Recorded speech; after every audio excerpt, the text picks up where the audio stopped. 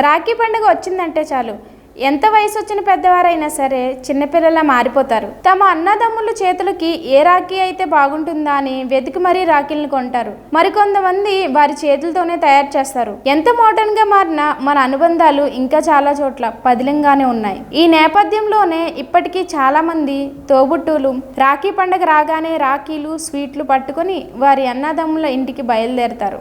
ఇంట్లో ఓ ఆడపిల్ల మగపిల్ల ఉంటే ఆ ఆనందమే వేరు. రోజంతా పిల్లలిద్దరూ కొట్టుకున్న క్షణం వారు కనిపించకపోయేసరికి ఎక్కడికి వెళ్ళారా అని ఆరాలు తీస్తారు. ఒక దగ్గర ఉంటే ఎంతో పేచి పెట్టిన తోబుట్టువులే దగ్గర లేకపోతే తల్లడిల్లిపోతారు. చిన్నతనంలో మన ఇళ్లలో ఎంతో అల్లరి చేసే ఈ అన్న చెల్లెళ్ళు అక్క తమ్ముళ్ళు ఏదైనా కారణంతో విడిపోయే సమస్య వస్తే మాత్రం తట్టుకోలేరు. చిన్నతనంలో ఎప్పుడు నీ వల్లే నాకు ఇంట్లో తిట్లు అని ఒకరినొకరు తిట్టుకునే తోబుట్టువులు అదే నేపథ్యంలో వారు చదువు పెళ్లిళ్ళు పేరిట దూరం అయితే మాత్రం అసలు తట్టుకోలేరు. అంతకు ముందు ఉన్న గిల్లి కజ్జాలు మాయమై దూరం అవుతున్నారనే బాధతో ఏడుస్తారు. అసలు రాఖీ పండుగ అంటే ఏంటో చూద్దాం. రాఖీ పండుగనే రక్షాబంధన్ అని అంటారు. దీని అర్థం రక్ష అంటే రక్షించడం, బంధన్ అంటే సూత్రం. రాఖీ పండుగ రోజు తోబుట్టువులు అన్నతమ్ములకి రక్షాబంధన్ కడతారు.